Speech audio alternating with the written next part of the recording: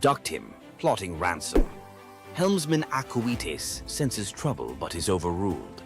Ropes fall off as ivy coils up masts, sweet wine floods planks.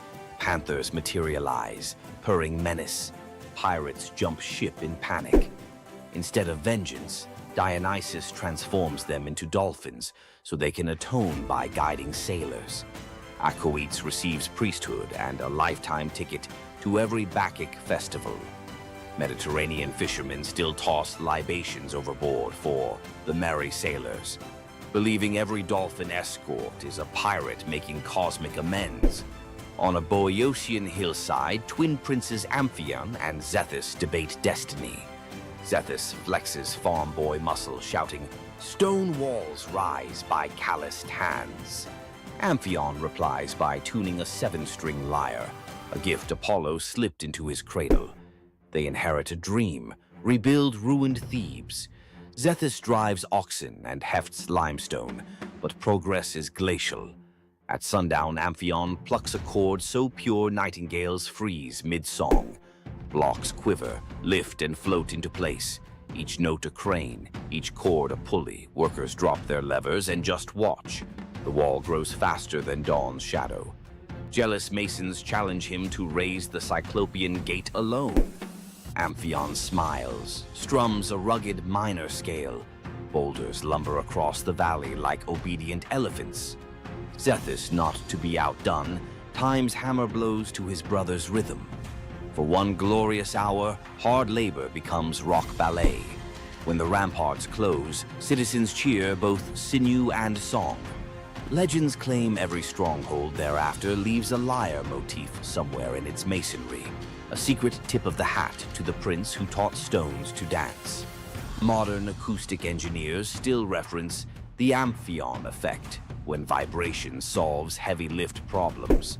Princess Evadne hides an affair with Apollo. During labor, a blaze of violet light floods the barn.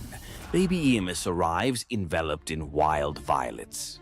Fearful, she places him on the riverbank, trusting fate. Weeks later, shepherds follow a bizarre sight. Honeybees moving in arrow formation. They find the infant alive, fed by nectar dripping from the flowers around him. The shepherd who lifts the child hears a voice inside his skull. "Raise me, I'll repay you in answers." At adolescence, Apollo calls Iamus to Olympia's sacred grove. The god lays out 2 golden bowls, memory and forgetting, telling him to sip both. First bowl grants recall of every secret root in earth. Second erases the fear of sharing that knowledge.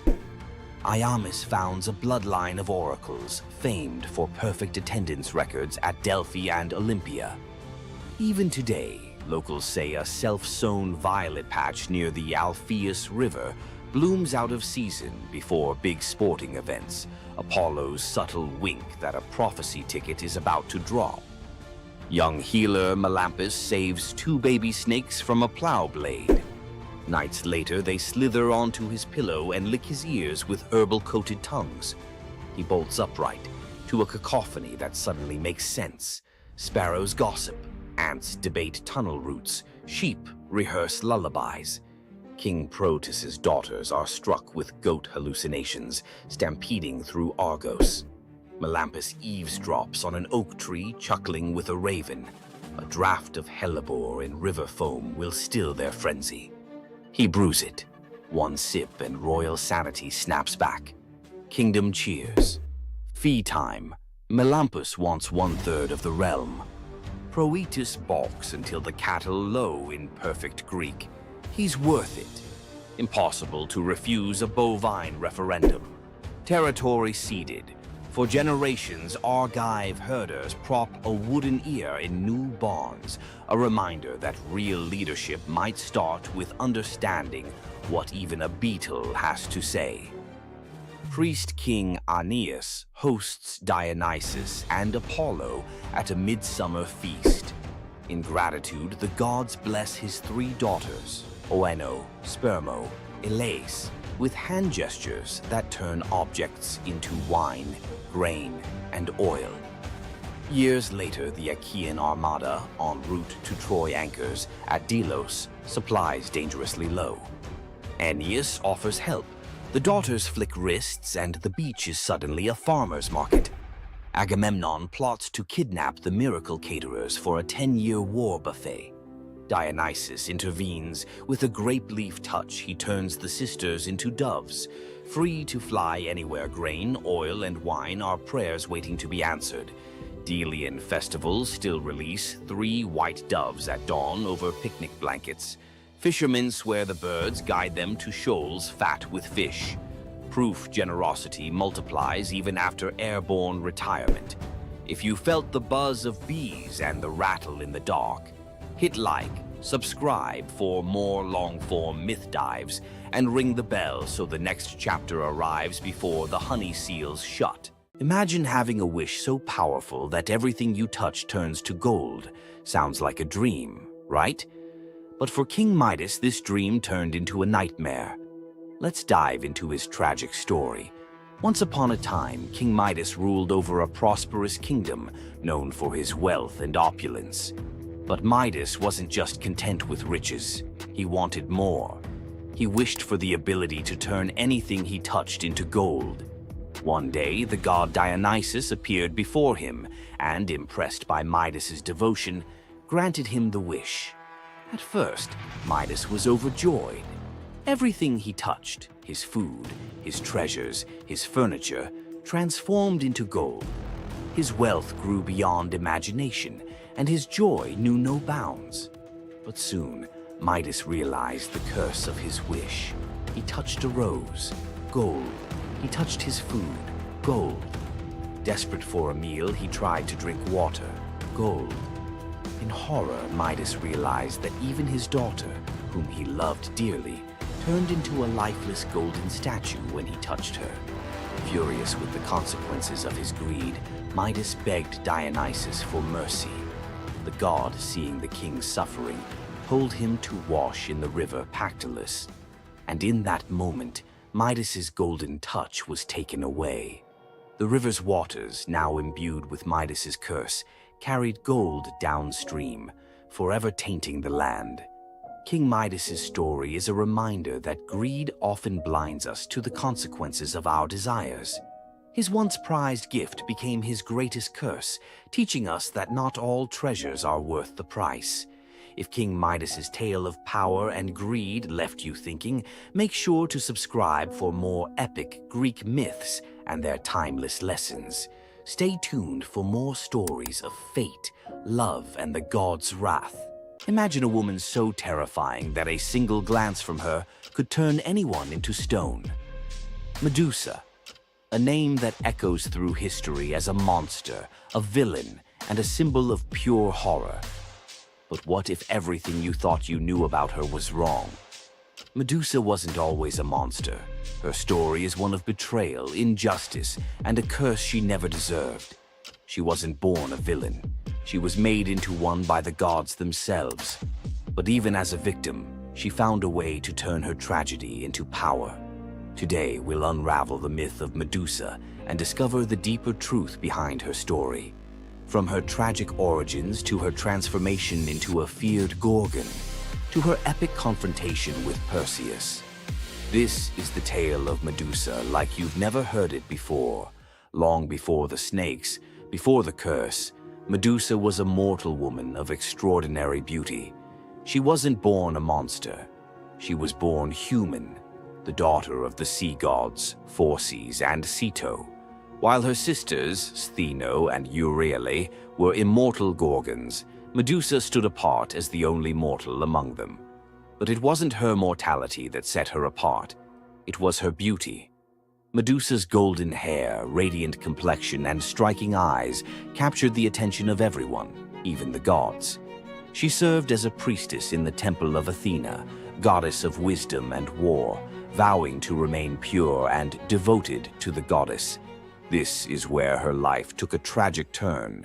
According to the myth, Poseidon, the god of the sea, became infatuated with Medusa. Overcome by desire, he pursued her relentlessly, and one fateful day he cornered her in Athena's temple. Medusa, defenseless, could not escape his wrath. But instead of protecting her, Athena turned her fury against Medusa. The goddess, enraged by the desecration of her temple, cursed Medusa for what had happened, punishing the victim instead of the perpetrator. Athena's curse transformed Medusa into a gorgon, a being so hideous that no one could bear to look at her. Her golden hair turned into a nest of venomous snakes, and her eyes became so powerful that a single glance could turn living creatures to stone. This moment defined Medusa's new existence. Once revered for her beauty, she was now feared and hunted as a monster. But beneath the horror of her transformation lay a deeper question. Was Medusa truly cursed, or had she been given a weapon to defend herself in a world that had betrayed her? Medusa fled from civilization, retreating to a remote island where she lived in solitude. Here she came to terms with her new form and the terror it inspired. The snakes in her hair hissed constantly, and her reflection, once a source of pride, was now a weapon she couldn't dare to look at. But the world wouldn't let her rest. Tales of the monster of the island spread across Greece, and soon warriors came seeking glory by trying to slay her. None succeeded. Each challenger who entered her domain fell victim to her petrifying gaze, their bodies forever frozen in stone. Medusa's life became one of survival, fending off those who sought to destroy her while grappling with the isolation of her curse. She was trapped in a cycle of violence she didn't choose, but couldn't escape. As the years passed, Medusa's story became twisted. In the eyes of mortals, she was no longer the victim of a cruel curse, but a monster to be feared. The tragic young woman was lost to legend, replaced by the image of a terrifying villain. Enter Perseus, a young demigod with a destiny to fulfill. Tasked with bringing back Medusa's head as proof of his strength, Perseus embarked on a perilous journey to find her. But unlike the warriors before him, Perseus wasn't relying solely on his skill. He had the favor of the gods. Athena and Hermes provided Perseus with gifts to help him on his quest. Winged sandals to fly, a reflective shield to avoid Medusa's gaze, and a sword sharp enough to cut through anything. Most importantly, he was given a magical bag to safely carry her severed head. Perseus's journey to Medusa's lair was filled with danger, but none compared to the final challenge, facing the Gorgon herself. When Perseus arrived, Medusa was sleeping. For the first time in years, she looked peaceful, an almost human reminder of who she once was. But Perseus couldn't afford to hesitate. Using the reflective shield as a mirror, he avoided her petrifying gaze and struck with precision, severing her head in one swift motion. The blood that spilled from Medusa's neck gave birth to two incredible beings, Pegasus, the winged horse, and Chryser, a golden giant. Even in death, Medusa's body produced miracles, a testament to the power she had carried within her. Perseus carried Medusa's severed head back to Greece, where it became both a trophy and a weapon. Her gaze retained its power, turning enemies into stone, and Perseus used it to defeat his foes and protect his people. But Medusa's story didn't end with her death. Over time, her image transformed from that of a monster to a symbol of strength and defiance. Women, especially, began to reclaim her story, seeing her as a figure who resisted the gods and survived unimaginable betrayal. Today, Medusa is more than a mythological figure. She's an icon. Her face appears in art, literature, and even modern movements that challenge systems of power and oppression. But the question remains, was Medusa truly a monster, or was she a victim of a world that feared her power? Medusa's story is a reminder that myths are more than just tales of gods and heroes. They're reflections of human nature, of the injustices and triumphs we still see today. So, what do you think?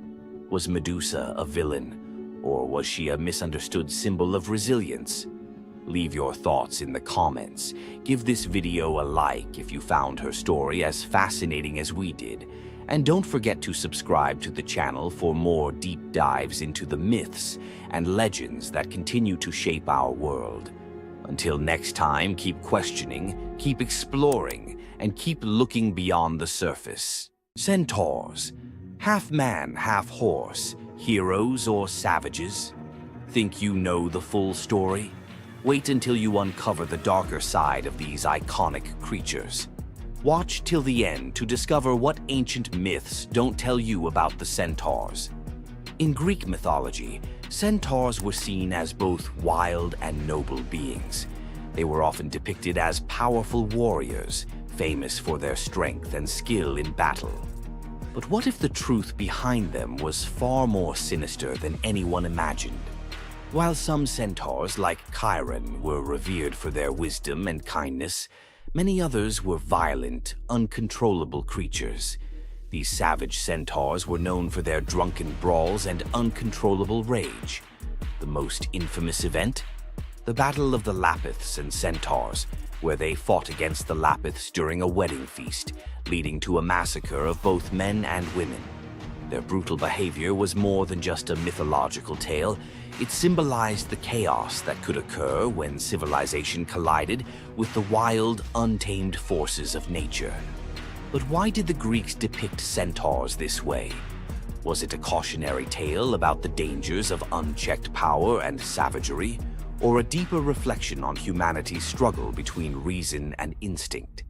The darker truth behind the centaur myth might just hold the key to understanding the wild, primal side of ancient Greek culture. Centaurs are more than just mythical beasts. They represent the conflict within us all. If you're fascinated by the hidden truths of ancient myths, don't forget to subscribe for more dark stories from Greek mythology. You thought fairy tales were magical. Think again. The real origins of these classic tales are disturbing, gruesome, and filled with horror. Many of these stories have been sanitized for modern audiences, but their original versions were filled with betrayal, curses, and brutal consequences. From Pinocchio's horrifying fate to the true story of Bluebeard, let's dive into the darker side of fairy tales that history tried to erase. Fairy tales weren't always about happily ever after. Many of them were cautionary tales, warning of real dangers, human cruelty, and supernatural horrors. One, the original Pinocchio, a gruesome fate. Before Disney made him a lovable puppet, Carlo Collodi's original Pinocchio was a terrifying little troublemaker. Instead of learning his lesson, he was hanged from a tree by a group of bandits, left to suffocate as a punishment for his misdeeds. 2. Bluebeard, the serial killer's tale. Bluebeard was not a misunderstood nobleman. He was a full-blown serial killer. In Charles Perrault's version, Bluebeard marries multiple women and forbids them from entering one locked room. When his latest wife disobeys, she discovers the corpses of his past wives hanging from hooks. He nearly kills her too, but she's saved at the last second by her brothers. Some believe this gruesome tale was inspired by real-life figures like Gilles de Rais, a nobleman convicted of horrific crimes. 3. The Pied Piper, a tale of mass disappearance. The Pied Piper of Hamelin was not just about a man who played music to lead away rats. He also took the children. In some versions, the town refuses to pay him for his services, so he takes revenge by luring all of their children into a cave, where they are never seen again. Historians believe this could be based on a real event, where an entire group of children from Hamelin mysteriously vanished in the Middle Ages. 4. Rumpelstiltskin, a vengeful trickster. In the original versions of Rumpelstiltskin, when the young queen guesses his name, he doesn't just leave. He flies into a rage so intense that he tears himself in half. In some versions, he stomps on the ground in fury, falling into a pit and disappearing forever. His obsession with taking the queen's child has led some to believe he wasn't just a trickster, but something far darker. 5. The Robber Bridegroom, a wedding night nightmare. This lesser-known grim tale tells the story of a young woman forced to marry a wealthy man. Suspicious of her husband-to-be, she follows him to his home, only to discover that he and his band of robbers murder and eat women. She watches in horror as they butcher a young girl, cutting her into pieces. Luckily, she escapes and exposes them, leading to their execution. 6. The Juniper Tree, a tale of cannibalism and revenge. One of the most horrifying grim fairy tales, The Juniper Tree tells of a stepmother who decapitates her stepson, cooks his body, and feeds it to his unsuspecting father. The boy's sister buries his bones under a juniper tree, and from the tree the boy returns as a vengeful spirit, transforming into a bird and dropping a millstone on his stepmother, crushing her to death. 7. The Girl Without Hands, a story of betrayal and survival. In this disturbing fairy tale, a poor man accidentally sells his daughter to the devil in exchange for wealth. When she resists the devil's temptations, her own father chops off her hands to fulfill the bargain. Eventually, she escapes, gains magical silver hands, and finds a happier fate, but not before enduring unimaginable suffering. Why were these stories so disturbing? Fairy tales weren't just for children. They were warnings, morality lessons, and sometimes outright horror stories meant to instill fear and obedience. Over time, many of them were altered, softened, or rewritten to make them more acceptable. Which of these dark fairy tales shocked you the most? Want to uncover more forgotten stories and chilling legends? Subscribe now and dive into the forgotten history of fairy tales. Welcome back, lore hunters. Tonight I'm unwrapping some myths that slip through the cracks of pop culture, tales so rich you could live in them for weeks. Let the veils fall. Old Phaon hauled passengers between Lesbos and Asia Minor in a skiff patched more than a beggar's coat. One dusk he carried an aged woman for free when storms canceled the rich man's coin. She touched his wrist, her skin warmed like sunrise. That crone revealed herself as Aphrodite. Payment: an alabaster jar of rose-scented balm. Phaon rubbed a dab on his temples. Waves reflected a new face, jaw sharp, curls ink black. Word of the god-veined ferryman blitzed across isles. Queens queued for night voyages. Fame fed on humility until none was left. Phaon mocked old lovers, hiked his fares, painted his hull with gold leaf. Aphrodite, hearing temple incense now dedicated to Phaon instead of herself, revisited, this time as a scarred sailor claiming poverty.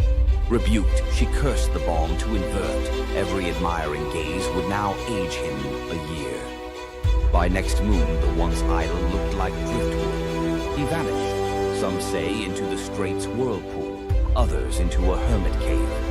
Poets still swear his ghostly skiff appears on starless nights. If you board, you arrive at dawn a decade older, pockets full of rose petals that rot before noon. Queen Althea of Caledon screamed through her labor as the hearth fire hissed. From the embers, a coal spat out, a single firebrand the length of a dagger. The fates appeared, scissors glinting. Lachesis measured the newborn's life against that coal. Clotho whispered, when the wood is ash, the boy is dust. Althea snatched the brand, quenched it in a silver urn, and hid it under her bed. The baby, Meleager, grew into a spear god in the training yard. None but his mother guessed why storms seemed to pause for him. Years later, Artemis loosed a boar monstrous as a siege tower to punish King Oeneus for a skipped sacrifice. Hunters from every Greek polis gathered. Meleager led, eyes bright as forge fire. Among the heroes strode Atalanta, swift, lethal, and female, an affront to the older princes. In the thicket, Atalanta's arrow struck first blood. Meleager's spear finished the beast. He offered her the pelt. Male egos erupted. Two of Meleager's uncles drew blades. Meleager defended the huntress, slaying his own kin. Word sprinted ahead of him to the palace. Althea collapsed at news her brothers lay dead by her son's hand. Grief wrestled prophecy in her chest. Shaking, she fetched the firebrand, lit a torch, and held both over the brazier. Her love warred her rage for 9 heartbeats. On the 10th, she let the wood slip. Miles away, Meleager felt his marrow ignite. He dropped mid-stride, armor ringing like a funeral bell. At the palace hearth, the brand hissed its last and fell to gray powder. Althea watched the flakes swirl, then walked into the flames herself. In Caledon, they still say, "Whatever a mother births, her fire can reclaim." Young Cyparissus roamed Chios with a bronze shepherd's crook taller than himself. Apollo, idling in mortal disguise, gifted the boy a tame stag crowned with ivory antlers. It followed him like sunrise follows dawn. One blistering noon, flies tormented the stag. Cyparissus, meaning only mercy, aimed his javelin to shoe them. The tip glanced off a stone, pierced soft flank. The deer collapsed, breath misting blood. Cyparissus dropped beside it, sobs carving caverns in his throat. Apollo arrived to heal, lyre weeping gold notes. But the boy refused salvation for himself. He begged, "Give me a grief that never dries, so I remember him forever."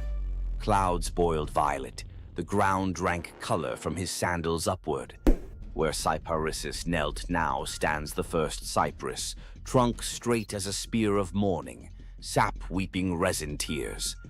Greeks plant the tree in graveyards because its roots plunge only downward, never sideways, like a grief that refuses distraction. On summer nights, hunters claim the wind through cypress needles sounds like antlers brushing the sky. Athens hailed Cephalus and Procris as couple of the century. He an expert hunter, she a devotee of Artemis. As wedding gift, the goddess sent 2 marvels. Lalaps, a hound fated to catch any quarry, and a spear destined never to miss. One morning, Cephalus rested from the chase and sang to the breeze, calling it Nephele, sweet comfort. The dawn goddess Eos, eavesdropping, snatched him skyward, offering immortality. He pined for Procris. Eos scoffed, "She'll betray you." Suspicion slid under his skin like splintered arrow reeds. Cephalus returned in disguise, bribing servants to hint Procris had strayed. At twilight, she arrived in the woods, masked, to spy on him first. Hearing rustle, Cephalus loosed the divine spear toward the sound. It cannot miss. The mask tore away, Procris's eyes wide as shattering glass. She fell against his chest, whispering only, "The breeze, remember?" Cephalus buried her on Mount Hymettus, pinned the fatal spear beside the grave, and leashed Laiolaps there eternally. Some nights, hikers see a spectral dog chase a phantom hare in circles that never close, while a jealous wind mutters the name Nephele through the pines. Poor farmer Ligdus told his pregnant wife, "If the child is female, exposure must follow. Dowries ruin paupers." Desperate Telethusa prayed to Isis. The goddess appeared, golden-winged. "Bear the child, raise her as son." Baby Iphis arrived. They bound her chest, taught her spearcraft, named her heir. At 13, Iphis was betrothed to radiant Ianthe, who adored her future husband. Iphis loved her too, but carried a secret that tore her apart. Nights she begged Isis, "Either unmake love or unmake lie." Eve of the wedding, Iphis roamed the temple till exhaustion. At midnight, statue eyes flashed, muscle quaked under skin, voice dropped like falling figs. When dawn trumpets blew, Iphis emerged, broad-shouldered, jaw square, still wearing mother's hopes, but now truth-shaped. Ceremony erupted in double amazement. A father spared from murder, a bride gaining the groom her heart already knew, a city given a living parable that gods can edit flesh the way poets edit verse. On anniversaries, Crete's couples exchange braided veils, symbol that love may bend rules when petitioned with courage. Satyr-blooded Ampelus dazzled Dionysus. Youth swagger, curls like grape tendrils. He rode a bull through vineyards, boasting he was braver than the god. Dionysus, half teasing, half testing, sent a gadfly. The bull bucked. Ampelus flew, spine meeting earth with a wet crack. Thunderclouds curdled purple. Grief-stricken, the god plucked the corpse's heartbeat, planted it. From ribs sprouted twisting vines, from fingers curling shoots. First grapes. He fermented their juice with tears, naming the wine Ampelosios, the taste of regret. Every toast pours a little myth, sweetness chased by sting.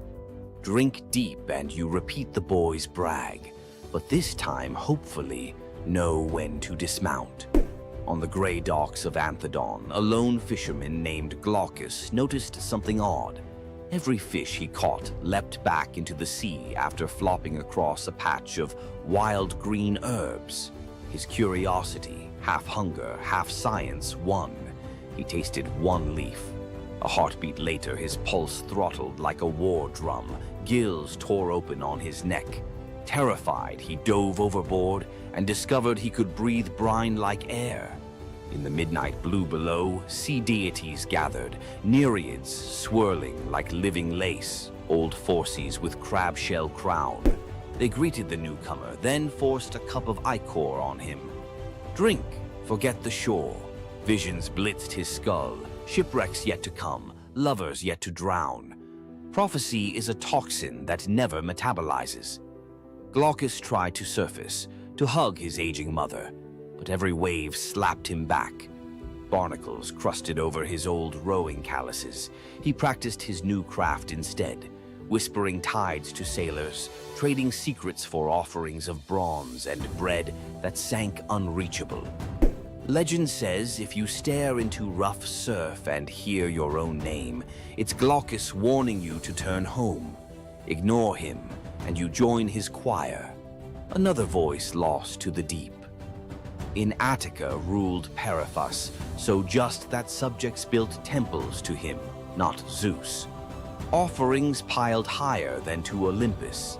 Flattery sharpens divine talons. Thunderhead over the palace. As lightning coiled to strike, Apollo intervened. Spare the righteous, punish the praise. Zeus relented, halfway. Before the court's eyes, Periphas's flesh rippled into plumage, arms broadened into stormbreaker wings. His queen begged accompaniment, became an osprey. Throne room glittered with abandoned gold. Zeus decreed the new eagle his personal herald. Immortal, hungry for serpents of hubris. Every lightning flash, tradition holds Periphas scouts ahead, making sure no mortal altars bear the wrong name again.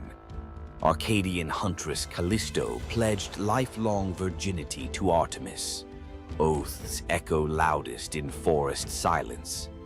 Zeus, disguised as Artemis, tricked Callisto when her secret pregnancy showed. The real goddess burned with double fury, betrayed and impersonated.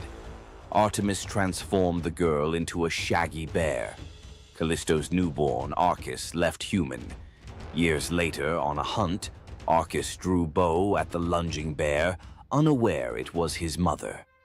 Zeus intervened, flinging both into the sky as Ursa Major and Ursa Minor. They circle Polaris forever, never touching, an eternal near miss engraved in stars. Notice how each story spins one spindle. Desire collides with destiny, and form shatters. Greek myth isn't merely about gods showing off, it's about limits, and the instant you cross them, reality melts and recools into shapes that remember the crime. Which of tonight's transformations branded you hardest? Firebrand, spear, cypress, rose curse, or braided veil? Write its name in the comments, but add one line. If this myth were my life lesson, I'd finish the sentence. Best confession gets read on next episode, immortal as any Greek hero. Slap that like if you felt the heat of Meleager's log or the sea spray of Phaon's oars. Subscribe and ring the bell so the algorithm threads your name into our next tapestry. Remember, stories are sparks. Hold them too lightly and they fade. Grip them too hard and they burn. Find your balance. See you in the weave. Tonight you'll meet the nymph whose beauty made Hades plant a forest in her image, a lover who weaponized an apple to hack a goddess's marriage laws, a king who may have raised the dragon that ate his island, a prophet who lived 7 years as each sex and paid with his eyes, and a royal couple whose wrecked ship still calms the winter seas. 5 deep-cut myths, none repeated from previous episodes. Stick around. The last scene explains why every item you just saw is really the same warning. Luce, daughter of Oceanus, shimmered like morning on still water. Hades saw her bathing on the Styx's shore and felt the ache of something that might have been love, if gods knew limits. He swept her into his shadowy chariot. In the underworld, things don't rot the way they should, they transform. When Luce's mortal bloom began to fade, Hades panicked. Unable to bear her disappearing, he offered the only gift he understood, immortality as landscape. He touched her hair. It stiffened into bark the color of moon-bleached bone. Leaves burst silver as coin flip flashes. Luce the woman became Luce the white poplar, blazing at the center of Elysium. Dead heroes rest beneath her, weaving garlands from her two-toned leaves. Dark one side, pale the other, to remind them that joy and grief always grow on the same branch. The Cercopes, twin dwarf tricksters Passalus and Acarus, live by trolling. They steal Heracles' bow and club, giggling about how the hero's butt is black as a kettle from soot.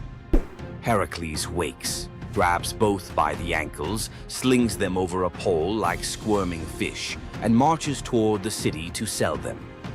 Dangling upside down, blood rushing to their heads, the twins can't stop roasting him. Even Heracles, no stranger to rage, breaks into reluctant laughter. But Zeus, hearing their unfiltered comedy, decides the world needs more mischief. He transforms them into the first monkeys, bodies still small, faces still grinning, forever swinging by what once bound them, their own tails. Sailors claim the Cercopes occasionally regain speech during eclipses, whispering new insults at any heroic statue within earshot. King Lycurgus hated surprises. When the brand new god Dionysus marched through Thrace with drums, wine, and ecstatic maenads, Lycurgus saw a security threat. He banned viticulture, arrested Bacchic followers, even ordered his soldiers to whip the vines until they confessed their treason. Dionysus escaped into sea foam, but vengeance fermented quietly. First, the king's barley crops twisted into miniature grape clusters. Then, every cup in the palace turned to wine, no matter what was poured. Finally, Lycurgus woke screaming. Vines were sprouting from his own feet, snaking up his calves, pinning him to the palace floor. He hacked at them only to realize he was slicing his own flesh. The vines were his veins. Driven mad, he swung an axe at what he thought were tendrils on an oak and beheaded his heir. The gods let him blister in that guilt until locals, terrified, bound him and hurled him into Mount Pangaion's man-eating cave. The vines retracted, but his screams never did. Acontius, a handsome nobody from Chios, spots rich girl Sidipe under the temple colonnade. He can't speak to her, class gap miles wide, but he can exploit Olympus's fine print. He scratches on an apple. I swear by Artemis to marry Acontius. He rolls it to her sandal. She idly picks it up and reads the words aloud, which in Artemis's precinct equals a binding oath. Sidipe leaves, confused, but every time her father arranges a proper fiancé, She collapses with fever, so savage priests fear plague. The oracle digs through the divine TOS and finds the hitch. She's already sworn. When Sidippe finally weds Acontius, the fevers vanish.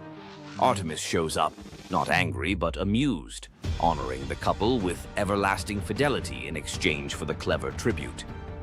Moral: speak casually under a goddess's roof and the contract is in ink you can't see. Long before the Trojan War, the island had no king, only scattered fishermen and goats. Then a stranger arrived, Cycreus, towering, scarred, carrying a bronze spear notched with unknown runes. He spoke little, ate alone, but worked miracles. He dug cisterns where springs burst overnight, charmed a wild stallion into kneeling, and once, locals swear, stood barefoot in a ring of fire to prove courage to the storm god. By year's end, the islanders begged him to rule.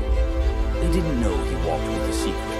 He dreamt every night of fire-scaled dragons devouring his childhood village, and woke with soot under his nails though no hearth burned nearby. Months after his coronation, goats began disappearing. Nets came up shredded as if bitten by iron teeth. One dusk, a shepherd stumbled into the agora, eyes wide, clutching a bronze scale the size of a dinner plate, edges smoking. He'd found it at the mouth of a cave where the mountain met the sea. Cycreus said nothing, only studied the scale under torchlight. It matched the color of the runes on his spear. That night, villagers saw their king ride alone toward the cave. From cliffs, they watched the torchlight vanish into the maw. Minutes stretched into hours. Then, roaring deep enough to quake wine jars on kitchen shelves, flame burst from the cave mouth. Shadows of two giants, one man, one serpent, wrestled on the cave wall like monstrous puppet theater. At dawn, silence. Cycreus emerged, armor warped, spearhead glowing red. Behind him dragged the colossal corpse of a sea dragon, neck twisted, fangs snapped, eyes like boiled copper. The island erupted in praise. They crowned him with laurel and called him Draken Soter, Dragon Savior. Yet some noticed his smile was hollow, as if slaying the beast had lanced a boil he secretly cherished. After the triumph feast, Cycreus changed. He paced battlements at midnight, muttering in a guttural tongue. His bathwater steamed black. Servants insisted the steam coiled like a serpent before dissolving. One harvest festival, a child accidentally spilled wine on his boots. Cycreus roared, eyes flashing ember orange, and the boy swore he saw scales ripple under the king's skin. Rumors spread. Had the battle fused man and monster? Or darker, had Cycreus never slain the dragon at all? Had he absorbed it? When storms flattened olive groves and fishermen found their nets burnt as though by underwater fire, the islanders panicked. They begged Eurystheus of Athens to intervene. The hero sailed with 50 hoplites, each carrying asbestos-soaked nets and mirrored shields to confuse reptilian eyes.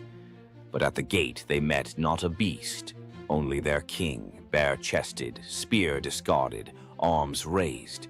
Cycreus confessed. The dragon's fury had leaked into him. He'd battled it outside and now battled it within, losing ground each night. "Bind me or burn me," he said. Eurystheus chose mercy darker than execution, exile. He ferried Cycreus to Eleusis, gift-wrapping the cursed king for the goddess Demeter, whose own grief could understand corrupted power. Demeter accepted, appointing Cycreus as guardian of her holy processions, his inner fire now repurposed to ward off all lesser threats. As Cycreus's ship slipped away, islanders swore the shoreline hissed, not from waves, but from a dragon's whisper receding with its unwilling host. Salamis kept the dragon's bronze scales nailed above city gates for centuries, tarnished mirrors reminding every leader, "Conquer your monsters, yes, but never wear their skins. Power taken from terror carries terror's seed. When rage becomes crown, Abdication may be salvation. Young hunter Tiresias strikes the snakes with his staff. Hera curses him into a woman for 7 years. He marries, bears children, learns the loom songs of grief men never hear. 7 winters later, he meets the serpents again, carefully steps over them, spell breaks. He's male once more. Later, Zeus and Hera bicker. Who enjoys love more, man or woman? They drag Tiresias in as data point. He sides with Zeus. Women feel 9 times the pleasure. Hera, furious, blinds him. Zeus, guilt-struck, gifts prophecy and a lifespan of 7 generations. Thus, the greatest seer of Thebes walks the tightrope of fate without eyesight, yet clearer vision than any living soul. It's said he chuckled on his deathbed. Blind, I've seen 2 worlds, inside and out. King Ceyx sails to consult an oracle. Wife Alcyone prays he waits for calmer weather. He doesn't. Zeus, annoyed that Ceyx invoked him too often in casual oaths, hurls a thunderstorm that swallows the ship. Ceyx's spirit, soaked and shivering, begs Iris to carry a goodbye. Sleep god Morpheus impersonates Ceyx's drowned corpse in Alcyone's dream. She wakes screaming, runs to the surf. There's the real body, ghost pale in foam. In raw despair, she leaps after him. The gods, pierced by this double plunge, morph the lovers mid-air into halcyon birds, kingfishers with royal blue backs. To let their floating nest survive, Zeus stills the winter seas for 14 days every January. Sailors call it the halcyon days, when storms bank their rage and even grief takes a coffee break. Which transformation slapped hardest? Tree, oath, dragon, gender shift, or bird? Hit the comments. Smash like. If you'll think twice before reading random fruit out loud, subscribe for next week's plunge into the 3 mortals who blackmailed the fates. And ring that bell. Unlike Zeus's thunder, it won't roast you for imposter syndrome. See you in the halcyon calm. Ask most people about Greek myth and you get 12 labors, a Gorgon's haircut, or a fire thief nailed to a cliff. Tonight we leave the doom scroll and open the side door. Some lesser-known legends where the gods give instead of take. Or something you love. Silence the group chat, because each tale rolls out in 4 acts, exactly like a Netflix mini-EP. First jar on the left, a polished grain of barley the size of a thumbnail. Let's pry it open. Eleusis, dusk. Fields are dust. Demeter still mourns Persephone. Villagers starve, except Triptolemus, teen son of King Celeus, who offers the goddess barley porridge cooked from his final handful of grain. Moved, Demeter turns her grief to gratitude and hands him a leather pouch of enchanted seed. Demeter's next gift is wilder, a bronze chariot yoked to 2 serpents the size of river dolphins. They hiss, but obey her touch. Fly, she tells Triptolemus, and sow the earth. He launches like steam from a kettle, dragons beating emerald wings over seas and mountains, seed flitting from his fist, taking root the instant it kisses dirt. Triptolemus lands in Scythia, demonstrates plowing, and shares bread hotter than sunrise. Their ruler Lincus smiles, then creeps into the guest hut with a dagger, planning to steal credit. Demeter's serpents coil awake, eyes phosphorescent. Steel meets scale. The goddess materializes and, with a snap, turns Lincus into the first lynx, forever stalking fields he can never harvest. Triptolemus lifts off again, safer and wiser. Dragons spiraling like living irrigation lines. Everywhere wheat sprouts, famine folds, and villages invent words for thank you. When he finally parks the chariot in Eleusis, Demeter names him patron of farmers and slots a constellation, the sower, above the autumn sky. Rural Greeks still claim that seeing twin shooting stars at harvest means Triptolemus's dragons are checking yields. In Achaean ripes, stonemason Mycilus woke 3 nights running to the same dream. Hercules, lion skin reeking of cedar smoke, beckoned him across the sea to the pebble-dappled waters of Aesar. Leaving one's birthplace was illegal, but divine persistence outweighs city ordinances. Neighbors dragged him before the civic tribunal. Verdicts were cast with white, acquit, and black, condemn, pebbles dropped into an urn. Mycilus prayed under his breath. As judges emptied the urn, every stone, white and black alike, shone snow-white. Gasps. No law forbade miracle loopholes, so the council shrugged and released their suddenly blameless defendant. Mycilus sailed west. At Italy's heel, he found the river Aesar flashing with pale cobbles, exact match to his dream. He also found an old burial mound dedicated to a local hero named Croton, once hospitable to Hercules himself. Prophecy clicked like a lock. He founded Croton on that spot, planting the first stone in the new city wall with his own calloused hands. 2 generations later, Croton would dominate Magna Graecia in athletics and medicine, home of Milo the wrestler and Pythagoras' school. Locals still tell tourists to pocket a white pebble for courage, Hercules' ancient thumbs up. On Crete, baby Zeus hides from Cronus inside the Idaean cave. A gentle goat, Amalthea, nurses him with milk so sweet it smells of thyme. Curate's warriors clash shields outside to drown infant cries. Toddler Zeus, already wrestling destiny, grabs Amalthea's horn during roughhousing. It snaps off. Horrified, he touches the broken horn and wills it to pour ambrosia and jewels, an apology in infinite supply. The horn becomes cornucopia, everlasting symbol of abundance. Amalthea is lifted to the stars as Capella, brightest goat in the sky. Every harvest festival, Greeks tip wine from a horn-shaped rhyton, so the cave child remembers. The practice survives today in the very shape of Thanksgiving centerpieces, because one young god learned that breaking something you love can birth generosity that never runs dry. Argos prepares a grand procession to Hera's temple 6 miles away. Oxen assigned to pull the gilded cart of priestess Sidipe, aka Mo or Awol. Her sons, athletes Cleobus and Biton, lock eyes and shrug.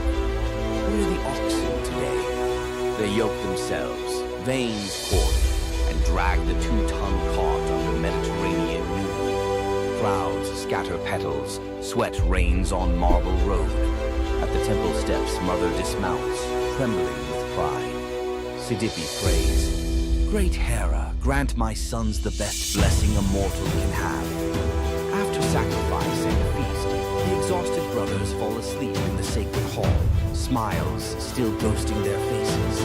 They never wake. Peaceful exit at peak glory. Hera's idea of the highest gift. Argives commissioned life-size statues at Delphi, muscles forever flexed. Travelers note the serenity on stone brows, testament that sometimes a swift, dignified curtain call outranks long, ragged applause.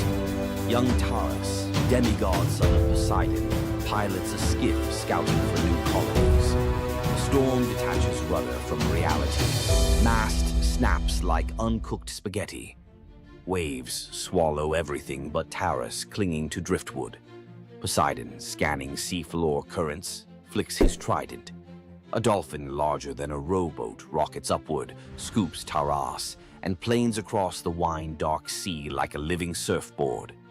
At dawn, the dolphin deposits him on Italy's sunlit heel. Taurus climbs a bluff, sees fertile plains ribboned by a gentle river. He plants Poseidon's miniature bronze trident in the sand and declares a new polis. The colony, Tarentum, today's Taranto, mints coins of a boy riding a dolphin, trident aloft. Local fishermen still carve tiny dolphins on prows, tribute to the uncanny GPS system that once delivered a founder to the perfect harbor. Aphrodite and winged son Eros picnicked amid spring anemones, boasting who could gather the loveliest bouquet. With wings, Eros predictably stuffed his basket first. Enter Peristera, a mortal handmaid collecting herbs nearby. Seeing Aphrodite's crestfallen smile, she wordlessly tipped her own armful of blooms into the goddess's basket. Eros protested, "Rules breach." Aphrodite just laughed, victory fragrant in her arms. Jealousy and Cupid's arrows share barbs. Eros flicked one tiny dart and poof, Peristera shrank into downy white feathers. Aphrodite scooped up the bewildered bird, whispering apologies and protection. Peristera, now a dove, gained a new language of coos and cloud-high freedom. The goddess decreed doves sacred henceforth, harbingers of peace and liaisons for lovers. From Cyprus to Corinth, newlyweds release white doves, so their first horizon carries Peristera's gift. Help your friends win, and you may end up airborne, emblematic, and forever cherished by a goddess who remembers favors. Cretan teenager Epimenides entered a cave seeking a stray lamb. Cool air lulled him into a nap on soft moss. When he stepped back into sunlight, the lamb was a weather-bleached skull, and his town looked upgraded. He'd slept 57 years. Word of the time traveler raced to Athens, then reeling under plague and factional strife. They summoned Epimenides. He prescribed symbolic spring water baths for citizens and a cleansing of unjust murder cases, the world's first state-sanctioned amnesty. He also ringed the city with incense-burning altars to the unknown god, appeasing whichever deity felt snubbed. Within a year, the plague receded, civic tempers cooled. Grateful Athenians offered gold. Epimenides accepted only vines for his Cretan temple, proof that sleep had taught him value over price. Legends credit him with tweaking the Greek lunar calendar and penning riddling prophecies. Even today, Cretan shepherds warn drowsy companions, "Nap too long in a sacred cave, you'll wake up a consultant." Aristaeus, son of Apollo and huntress Cyrene, loved tinkering. Olives here, cheese there. When shepherds complained of wild honey going rancid, Aristaeus studied bees like living alchemy. Nymph tutors taught smoke calming and linen veils. Soon, Aristaeus produced honey rumored to heal fevers. Even Olympians craved his combs. One blistering summer, disease wiped out his hives. Desperate, he consulted shape-shifting Proteus, who advised a strange remedy. Sacrifice 4 bulls and leave their carcasses sealed. From decay rose new swarms, robust and disease-proof, the mythical origin of begonia, or bee birth. Greek farmers copied the ritual symbolically with perfumed ox hides draped over empty hives at spring equinox. Aristaeus planted thyme to flavor future honey, invented the first clay smoker, and dedicated his success to the seasonal Etesian winds, ensuring cool breezes helped the bees cap wax perfectly. Modern beekeepers in Greece still call a sudden helpful wind Aristaeus's breath. Zeus and Hermes, disguised as dusty travelers, canvassed a Phrygian village for lodging. Gold door mansions slammed shut. Only an aged, poor couple, Baucis and Philemon, welcomed them into a mud brick hut. They served cabbage soup, pork scraps, and local wine. Mid-pour, Baucis noticed the jug stayed full. Eyes widened. Guests revealed divine light. The couple's first instinct? Ask the gods to spare their nasty neighbors if possible. Mercy before schadenfreude, classy. The village morphed into a marsh. The hut blossomed into marble columns. Zeus offered any reward. They chose to be temple keepers and to die together. Years later, as breath slowed, bark crept over their skin. Philemon an oak, Baucis a linden, branches intertwined over the temple forecourt. Travelers claim the twin trunks still rustle blessings on strangers who share food with drifters. Local children leave tiny cups of soup under the roots. because kindness apparently scales from hut to eternity tree. From marble votes that rewrite destiny to bees reborn in golden sunlight, tonight's legends hum one chord. Generosity of spirit, of risk, of welcome, catches the gods' attention faster than any heroic flex. Drop a comment naming the myth that lit you up and tell us how you'd translate its core gift into today's life. Food bank pop-ups, urban beehives, pop-up nappies. Best idea gets animated into next episode's intro, your username in ancient Greek graffiti. If tonight rekindled your sense that the universe sometimes rewards the generous, like the video, subscribe for more secret corridors of myth and tap the bell so the algorithm's dolphin swims our next story straight to you. Until then, keep a white pebble in your pocket, a spare bouquet for a stranger, and an ear attuned to wind that maybe, just maybe, started in a very old apiary. What would you do if you gave up everything for love, only to be betrayed by the one you trusted most? In the Greek myth of Medea, love led to ultimate revenge, and the consequences were deadly. Let's dive into this tragic tale. Medea, a sorceress of immense power, fell in love with Jason, the leader of the Argonauts, when he came to her homeland seeking help. Medea, who was deeply in love with him, used her magic to aid him in his quest for the Golden Fleece. She betrayed her own family, murdered her brother, and helped Jason achieve his goal, all out of love for him. Once Jason had the fleece, Medea fled with him to Greece, where they started a life together. But as time went on, Jason's love for Medea faded. He decided to marry Glauce, the daughter of Creon, the king of Corinth, in an effort to secure a more powerful position. Medea, heartbroken and furious at the betrayal, decided to exact her revenge. She used her powers to craft a poison so deadly that it would burn Glauce alive when she put on a beautiful dress that Medea had sent her as a gift. But Medea didn't stop there. In her grief and rage, she murdered her own children, Jason's children, to ensure he would suffer the most for his betrayal. The pain of losing everything she loved was unbearable, and Medea, having left nothing behind but destruction, fled to Athens, leaving Jason to wallow in his sorrow and regret. Medea's story is a tragic reminder of the destructive power of betrayal and the extreme lengths to which love can drive someone.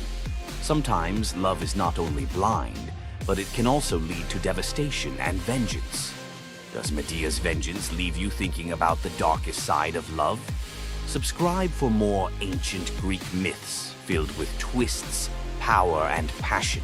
Imagine being one of the greatest hunters in the world, known for your unmatched speed and skill. But despite all your abilities, your destiny is determined by a simple golden apple. Let me tell you the tragic tale of Atalanta, the huntress who couldn't escape her fate. Atalanta was abandoned at birth by her father, Zeus, who didn't want a daughter. Left to die in the wilderness, she was raised by a she-bear, learning to hunt and survive. As she grew, Atalanta became a legendary warrior, her skills in hunting unmatched. But no matter how great she became, she could never escape one thing, her prophecy. A prophecy foretold that Atalanta would only marry a man who could outrun her in a race. As the years went by, many suitors came, eager to win her hand. But Atalanta, fiercely independent, defeated them all. Her speed was unbeatable, and no man could match her skill. Then came Meleager, a brave hero who had heard of Atalanta's strength and beauty. Unlike the others, he didn't boast about his abilities. Instead, he came prepared with a plan. Meleager, knowing Atalanta's curse, asked the goddess Aphrodite for help. She granted him 3 golden apples, which he used to distract Atalanta during their race. As Atalanta raced ahead, confident of her victory, Meleager tossed the apples one by one in her path. The golden apples were so beautiful, they distracted Atalanta just enough to slow her down. In the end, Meleager won the race, and Atalanta was forced to marry him, despite her reluctance to give up her independence. But the story doesn't end in happiness. Atalanta and Meleager's marriage was plagued with regret. Atalanta, still driven by her need for freedom, felt trapped by the very love she couldn't escape. And in the end, Meleager, whose destiny was also marked by the gods, tragically died before she could ever truly be free. Atalanta's story is a tale of love, fate, and the clash between personal destiny and desire. Despite her unmatched strength and independence, her fate was sealed by love, and her story remains a tragic reminder of how even the most powerful can be brought down by what they cannot control. If Atalanta's bittersweet story of fate and love left you in awe, subscribe for more untold Greek myths and the heroes who shaped the ancient world. Woke up to find his greatest nightmare had come true. Mjolnir, his mighty hammer that could level mountains and control lightning itself, was gone. Without it, the thunder god was powerless, vulnerable, and mocked. The weapon that defined his very identity as protector of Asgard had vanished without a trace. But what happened next would humiliate him more than any defeat in battle. To get his hammer back, Thor would have to do something that went against every fiber of his warrior identity. You won't believe the disguise he ends up in. It all began on what should have been an ordinary morning in Asgard.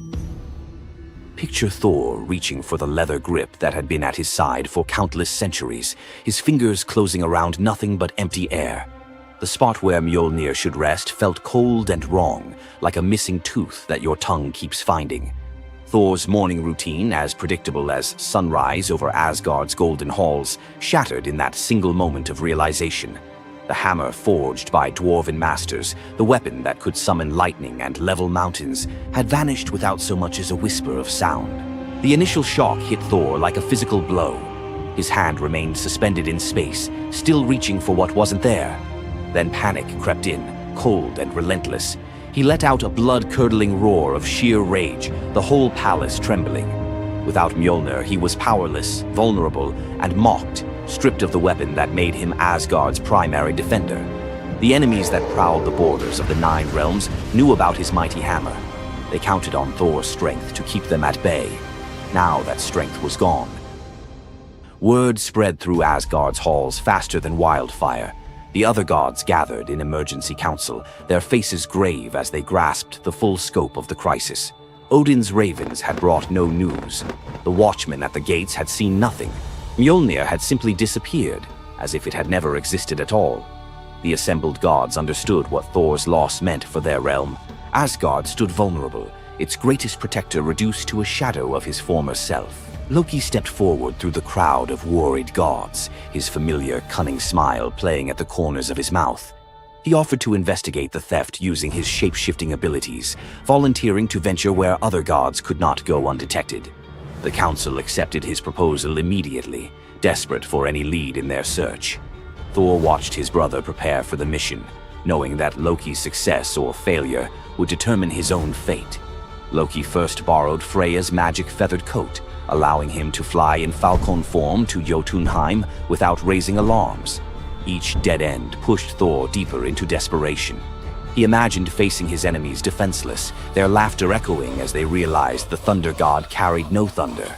The trail finally led to the most dangerous territory of all, Jotunheim, the realm of the giants. Loki strode into the council chamber with the confident gait of someone who had solved a mystery, but his expression carried an ominous weight. The giant Thrym, lord of the frost giants, had openly boasted about his theft from his massive throne of ice and stone. He had buried Mjolnir 8 leagues beneath the frozen earth of his realm, thrice deeper than any giant's hall, he claimed, placing it where even Thor's strength would be useless. Thrym had what he thought was a simple demand for the Norse gods. He wanted the beautiful goddess Freya as his bride in exchange for the hammer's return. The giant had fixated on her legendary beauty and grace, convinced that possessing both Mjolnir and the goddess of love would make him the most powerful being in all the 9 realms. His arrogance knew no bounds as he described his elaborate wedding plans to Loki, speaking of golden halls and feasts that would last for weeks. Thrym believed the gods had no choice but to accept his terms. When Loki spoke to the council about Thrym's demand, the council fell silent. Freya's reaction shattered the tense quiet that followed Loki's report, causing her rage to break the Brysinger necklace, its gems scattering across the floor in glittering fragments. She declared she would rather throw herself into the deepest ocean than marry the frost giant who dared make such a demand. The gods found themselves trapped in an impossible situation. They could sacrifice one of their most beloved goddesses to a giant's lust, or they could leave Thor permanently weakened and Asgard vulnerable to every enemy that prowled the borders. The council erupted in frantic debate. Some suggested launching a full assault on Jotunheim, but Thrym's fortress was impregnable and his army vast. Others proposed trickery or negotiation, but every path led to either devastating war or humiliating surrender. Heimdall, the far-seeing guardian who watched over the Rainbow Bridge, had remained silent throughout the heated discussions. When he finally spoke, his words stopped every conversation in the hall. His suggestion was so outrageous, so completely unthinkable, that even Loki's jaw dropped open in shock. The gods stared at Heimdall as if he had lost his mind, but they were out of other options. What he proposed, however, would challenge everything Thor stood for as a warrior. Heimdall's words hung in the air like a challenge to the very foundations of Norse honor. The far-seeing god had suggested that Thor disguise himself as a bride and infiltrate Thrym's wedding feast to recover Mjolnir. He spoke with calm authority, tie housewife's keys about his waist, and pin bridal jewels upon his breast. The idea was so fundamentally opposed to Norse concepts of masculine honor that Thor's initial response shook the very walls of Asgard. He declared the plan preposterous and swore he would never hear the end of it if word spread that the Thunder God had dressed as a woman. The assembled gods watched in tense silence as their mightiest protector wrestled with a challenge that could not be solved through brute force or lightning strikes. They had already considered launching a full assault on Jotunheim, but Thrym's fortress was impregnable and his army vast. No other choice remained. Thor paced the hall like a caged wolf, his massive fists clenched as he grappled with the impossible choice between his warrior's pride and his duty to protect Asgard. Every instinct in his body rebelled against the idea of abandoning his identity as a fearsome warrior to play the role of a delicate bride. Loki stepped forward with barely contained excitement, volunteering to accompany Thor as his maidservant. The trickster god's eagerness to participate in this elaborate deception revealed his true nature. While Thor struggled with the concept, Loki was already plotting the specifics of costumes, mannerisms, and the lies they would need to maintain throughout their dangerous mission. The transformation began with layers of bridal linen draped over Thor's massive frame. Servants brought forth delicate jewelry, housewife's keys that symbolized domestic authority, and a dainty hood for his head. Finally came the precious necklace of Brysinger. Each item added to the disguise felt like another blow to Thor's warrior identity. When he finally looked at his reflection, the god of thunder saw an unconvincing bride staring back at him. Thor finally accepted the plan because no alternative existed. The unlikely pair prepared to set off for enemy territory, where their deception would face its ultimate test among giants, eager to celebrate their lord's triumph. The great hall of Thrym's fortress buzzed with excitement as giants gathered to witness their lord's marriage to the most beautiful goddess in all the 9 realms. Thor sat at the high table in his bridal disguise, surrounded by massive frost giants who raised their drinking horns in celebration. The feast spread before them displayed the giants' wealth and power.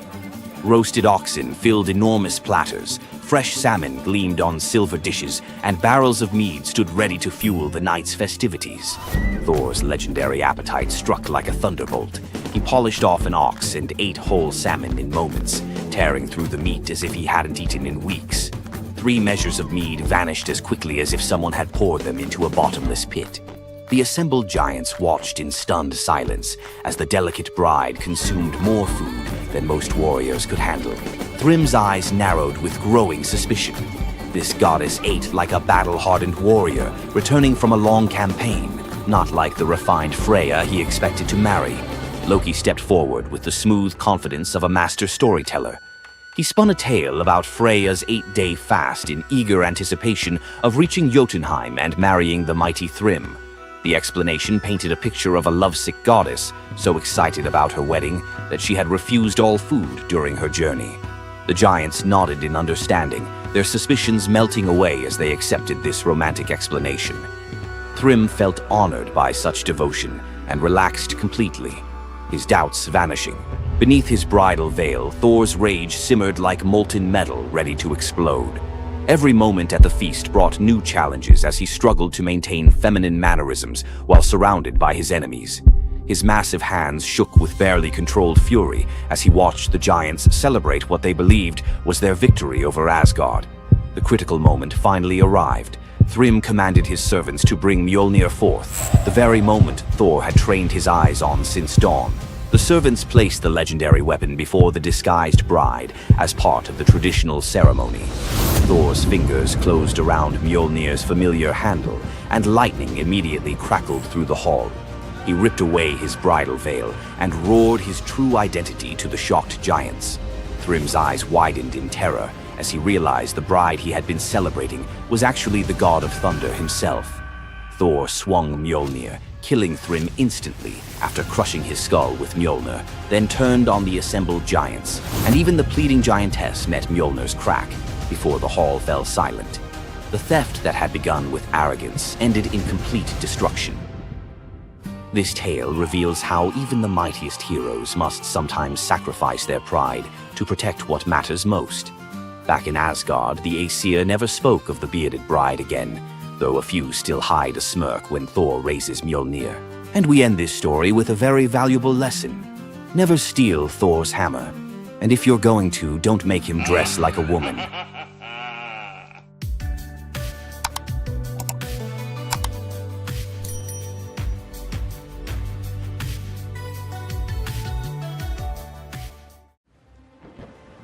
Loki's punishment was brutal. Bound deep within a cavern, his body lashed to 3 jagged rocks with the entrails of his own son.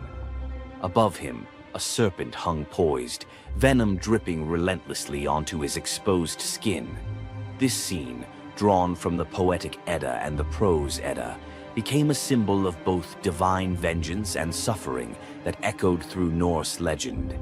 But the gods never counted on one presence: Sigyn, Loki's faithful wife. Her hands trembled as she knelt beside him, catching each drop of poison before it could sear his flesh. Her quiet devotion became a fragile shield against the god's wrath. Why did she choose loyalty over escape? The answer reveals a truth about love that endures even when the world itself seems lost to darkness. Yet before the cavern, before the venom and the silence, there was a betrayal that shook the heart of Asgard. Baldur was the light of Asgard, cherished by gods and mortals alike. His laughter filled the halls, a warmth that even the golden apples of Idun could not rival. When ominous dreams began to trouble him, his mother Frigg, desperate to protect her son, secured oaths from every creature and object in existence never to harm him. All, that is, except the mistletoe, too slight, too innocent to warrant suspicion. Loki saw opportunity in what others dismissed. He fashioned a dart from that fragile branch and sought out Hoder, Baldur's blind brother. "Here," Loki murmured, placing the weapon in Hoder's uncertain grasp, "let me guide your hand." The dart struck its mark. In an instant, Baldur's light was snuffed out, his presence gone from the world. The gods stood in stunned silence, their joy shattered. Loki lingered in the shadows, the faintest smile on his lips, before slipping away unseen. The prose Edda tells us the pyre burned for 9 nights.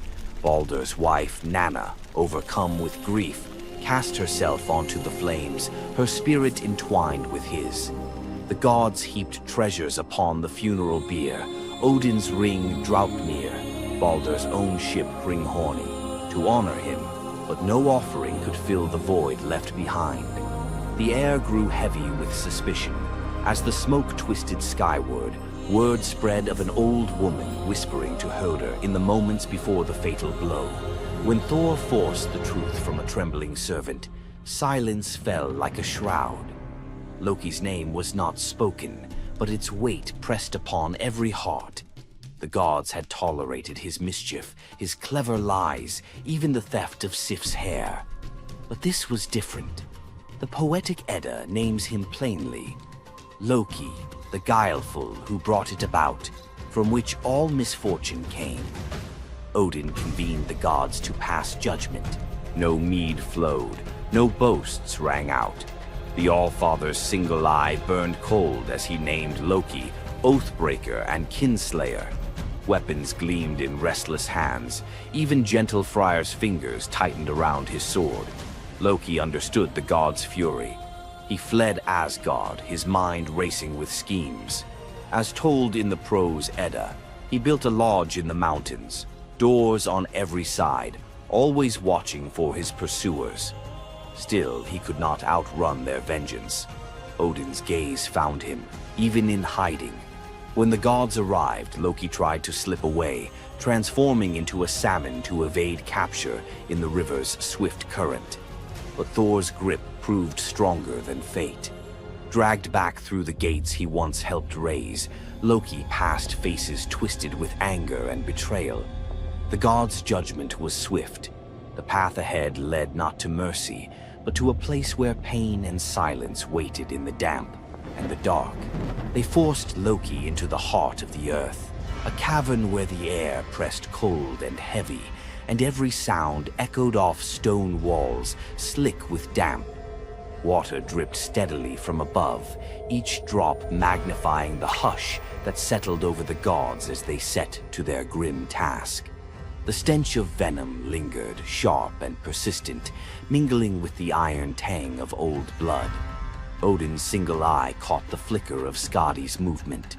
A silent nod passed between them, sealing what would come next. 3 massive boulders, freshly gouged with holes, stood ready. The gods had not brought chains or rope. Instead, they made Loki's punishment a reflection of his own chaos.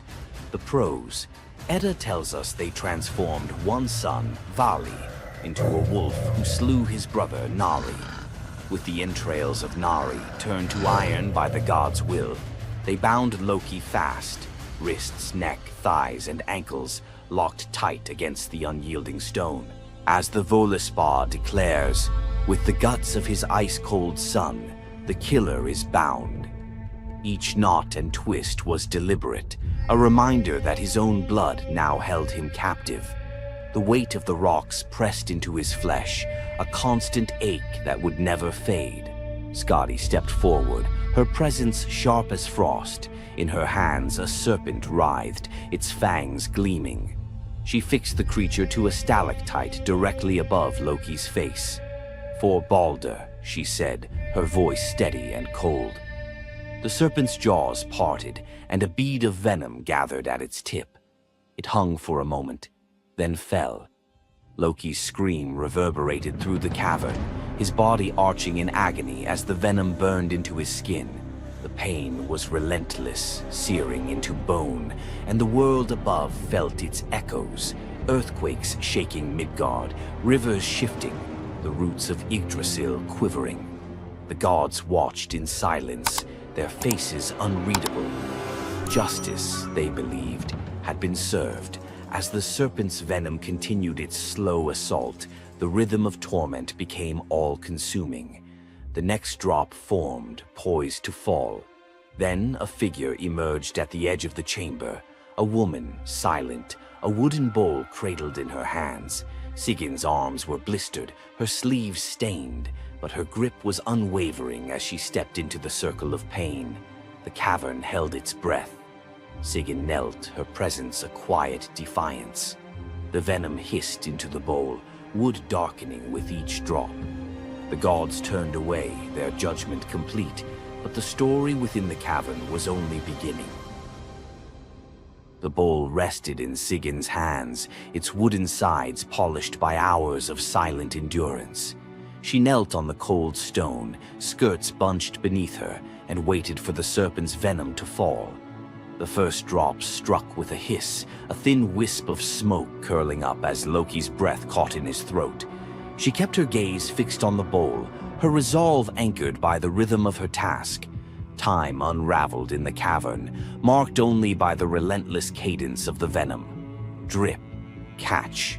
The liquid sizzled as it struck the wood, the heat seeping through Sigin's calloused palms. Each shift of her grip was subtle, a quiet adjustment to keep the bowl steady as her arms ached. Above, the serpent's shadow twisted over the stone, its coils unmoving, its venom gathering in slow, deliberate drops. Loki whimpered, bracing for pain that had become his constant companion. The sound of his dread was sharper than his cries. The air hung heavy with the stench of scorched flesh and the metallic sting of poison. The darkness pressed in, broken only by the faint glimmer of Sigin's tears as they mixed with venom in the bowl, each drop a testament to her resolve. The silence between drops was punctuated by Loki's ragged breaths and the distant echo of water dripping from the cavern walls. Sigin's world narrowed to the weight in her arms and the threat above. The bowl filled, the venom rising perilously close to the rim. Sigin's muscles trembled, but she did not let her grip falter. When at last the bowl brimmed, she had no choice but to turn away. In that brief moment, as she emptied the venom onto the rocks, Loki's body convulsed, his scream raw and unrestrained. The poison ate into the stone, leaving blackened scars as Sigyn hurried to wipe the bowl clean and return to her vigil. For time beyond reckoning, Sigyn remained. The myth offers no window into her thoughts, only the image of her kneeling, unwavering as Loki's mind splintered under the weight of his agony. Was she remembering laughter in sunlit halls, or simply unable to imagine leaving him alone in the dark? The venom's rhythm never changed. The bowl would fill. Loki would suffer. Sigyn would endure. In the hush that followed each scream, a question lingered, one that neither